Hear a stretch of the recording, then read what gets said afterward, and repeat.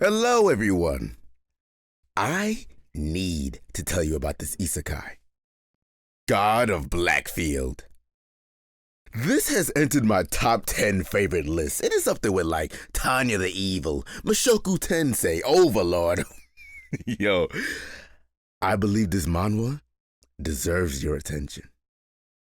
Plus, I selfishly want more chapters to release. It's been on hiatus for a while, and I figured, hey, make a video on it. That'll bring more attention, right? Well, I hope so anyway. Anyways, let's get on to this story. We're currently being briefed about the enemy's head executive who goes by the name of Masalan, and he's hidden somewhere here in Africa. We want him dead.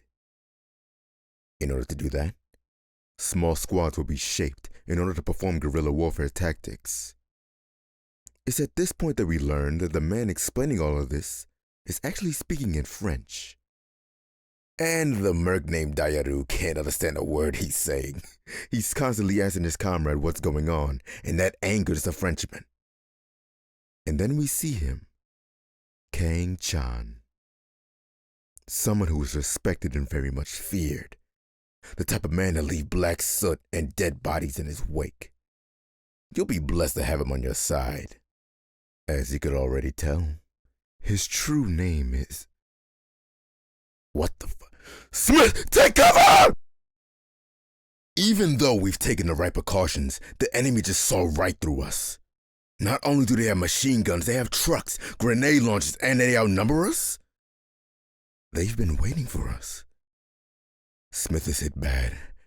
Everyone is pinned down, and the god decides to do what must be done. Who am I? I ask you again, who am I? God of Blackfield.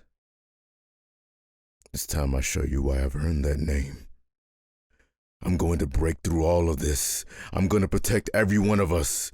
I'm going to... What just happened? Sniper? No, we checked all our surroundings. Someone close. They betrayed us. Oh, they betrayed me.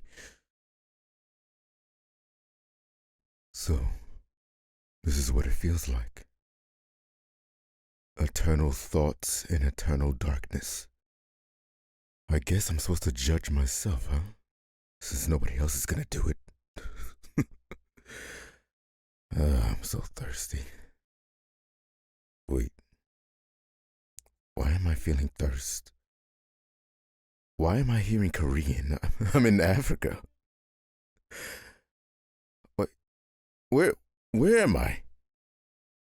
Where the hell am I? Can't believe this. Yeah. Apparently we're in a hospital located in Korea. When it comes to this specific isekai, no godlike entity involved this time.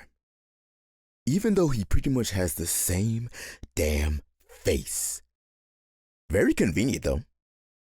We learn quite a bit about the past of this body we're in. As we know, we're following the soul of Kang Chan, who was 29 years old. A team instructor, a captain of the French Mercenary forces. And then met his end July 2016. And yet, regains consciousness in a 19-year-old Asian body who also has the name Kang Chan. By the way, we're in 2019 now. Mere moments for him, and yet 3 years for everybody else. Fortunately, or unfortunately, the previous soul of this body jumped off the roof of his school and was in a coma for 3 days. Who would have thought? A blessing like this was waiting for me, and I had to die to get it. These people are my mother and father. I'm gonna be brought up in a caring household for once. So what on earth would make you want to get away from this? What on earth would make you jump? Oh. Is this why? A bully named Lee Hojin. Fine.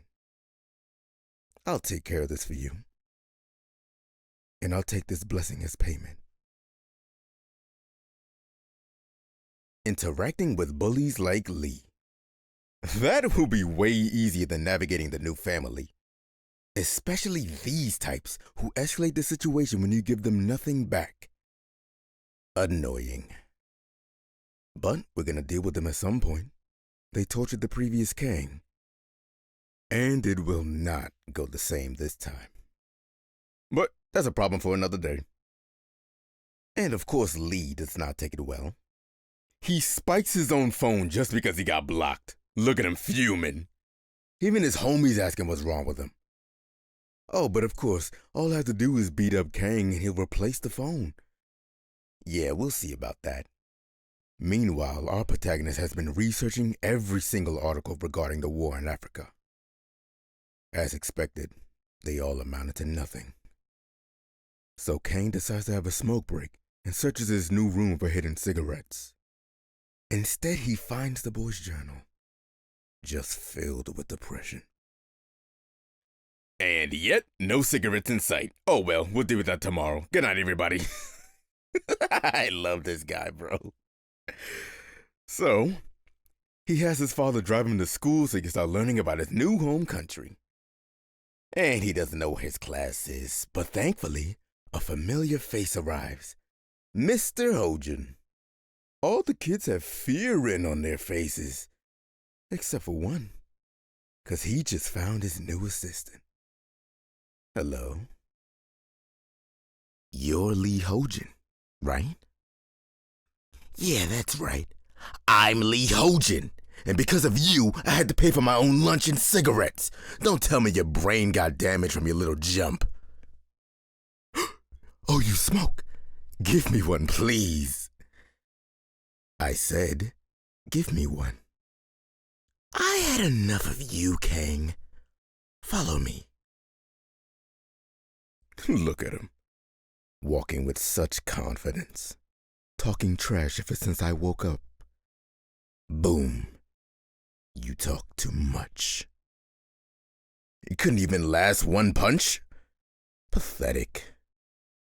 No cigarettes either. Oh well. Kang, are you watching this? Wherever you are, please let it put your mind at ease. Or so I thought. That's right. My body is new. I may have kept my experience, but I did not keep my strength. Oh well. I'll just have to light this man's face on fire, treating it like a damn punching bag. Oh. I really need to go to class. After that little scuffle, we're introduced to a new friendly face. She reminds Kang of Snow White, apparently. Her name is Kim Mi-young, another person he has to play along with until he learns more about their relationship. But hey, good news for once. Someone who actually cares more about him than his wallet. At least she could take him to class now. And what do you know? Lee needs more of a beating to put him in his place. In his mind, he just thinks Kang got lucky or something. Ah, Kang, just you wait. I'll get everybody on you. Okay, I'll stop. I'm sorry. We're in gym class now. Our coach is pretty chill. We get the privilege of resting and thinking about our next move. Never mind. We gotta put the bully down. Excuse me. A group of bullies. Even though they were used to bullying Kang in the past, after seeing Lee's face, they decided to try a little harder. Our body does need the training. This is perfect for the god. He punches this dude so hard, he lands on his neck. The rest of them can't believe it. Meanwhile, Kang is about to avenge his former self.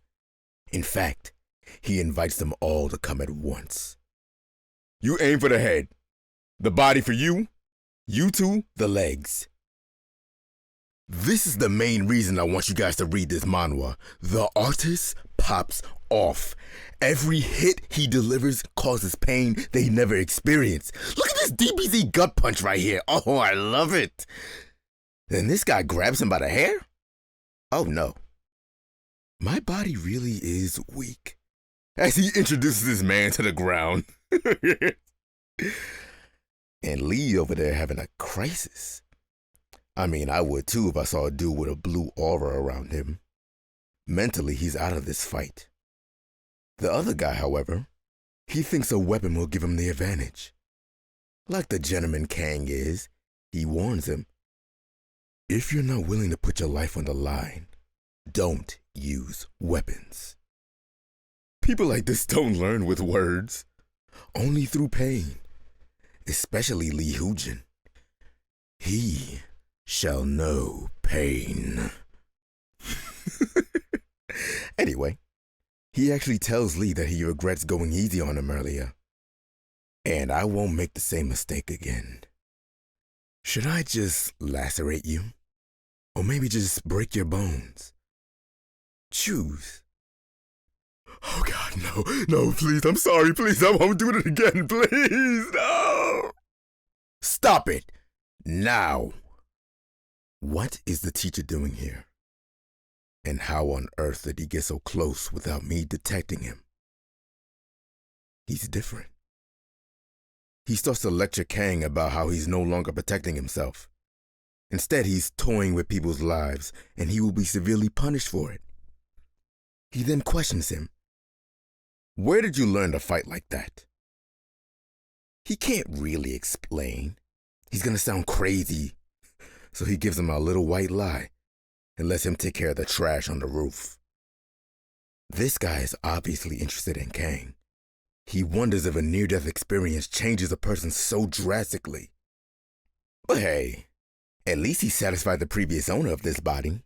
And as a reward, a nice haircut to complete the reincarnation. Now all he wants is some peace, quiet, and a nice meal. But people just love to get in my way. Maybe I should just tell her. Tell her that her child named Kang has been replaced. I'm just playing. But there is a reason for Kang to tell her off with such emotion. How could such caring parents not realize the suffering of their child? I use the word caring loosely here because someone you love jumping off the roof of a building would cause you to investigate it, right? Thankfully, Kang agrees with me.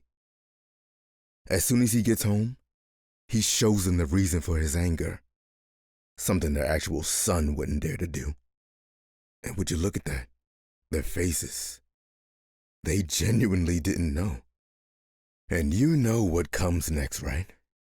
Why didn't you tell us anything? Oh, if I was Kang in this moment, I would have went off on them. Anyone with a lot of money knows that you and your family have targets on your back. Kang's a better man than me. He had the foresight to continue to act like their son. He then uses this moment to make them feel better about the situation, effectively bringing them on his side. Despite their words, they do care. Unfortunately, their real son wouldn't know how much they love him. Ah, that's right. Love. Something that the god of Blackfield is not very familiar with. What he had instead was fear from a damn abusive drunk. Things are different now. He can actually speak to these two. This is when he decides to use his knowledge for the family's benefit. Kang overhears his father working with people in France. But an important document is missing. They say if they transfer 100,000 euros, then the local negotiators can find a solution. Yeah, that's not gonna happen. What will happen is that they'll miraculously find the document, so Kang won't have to send Algerian mercenaries to destroy them. He claims this is a joke, but we know the truth. Now he can finally rest after such an exciting day. His plan to return to France is postponed after realizing how physically weak he is. Training is top priority. It's not all bad, at least. His second chance at life has given him something he actually needs. School is not what I'm referencing here, because you know who is back. Kang treats him like the irrelevant garbage he is and goes back to sleep. Until they threatened Kim Mi-young. By the way, if you had already forgotten about her, don't worry, he did too. Real quick side note, this is a small but notable reason why I enjoy this character. Unlike most of these protagonists out here, he doesn't just latch on to the first stranger that shows him kindness. I hate that cliche. Anyways, Lee had to explain who she was, which means it's time to wipe that smirk off of his face. Ooh, would you look at that? 8 men with weapons and 4 cheerleaders. I'm sorry, but Lee is so vile. This is what he considers preparation to fight one man? Also, look at how weird this one is. Kang is simply observing his surroundings, and she interpreted it as him wanting sexual favors. Who just says that to random people? No home training at all, obviously. Wait a minute. The fact that she's here implies to us that she's a bully too. And Kang slaps fire out of her. Back to the matter at hand. Where is Kim? Oh, it turns out they didn't even touch her. She just missed her bus. Good. Time to go. Or not. Then Lee says something that will justify what comes next. He asked him, "Oh, what's wrong? You afraid of jumping off again?" Wow, you really don't remember, do you? Even though we hadn't hit you yet, you started begging for your life and fell off on your own. They're all gonna pay in full for that one. Ah, a volunteer. He twists his arm with ease and knees him to the face. Look at Lee, ordering everybody to jump him. He then proceeds to swat each and every one of them down. He then catches this dude with the haymaker. Look at this guy with the knife coming in to take a life, and then immediately begs for his, saying, wait. Ah! Lee Hojin. It's just you and me once again. It's about that time. The most important moment in the god's new life. The teacher. Blocking us from a satisfying beatdown, he gives Lee the chance to leave unbroken. And once again, this guy snuck up on us, confirming last time was no fluke. Now that we're actually listening to him, even his dialect sounds familiar. No, coincidence, right? Maybe. I need to check to be certain. Kang goes on the attack, and this man shows a level of fighting on par with him. Well, seemingly anyway. The man asks, how on earth can a high schooler fight like this? Well, let's answer your question with another question. Who am I? What? Who am I?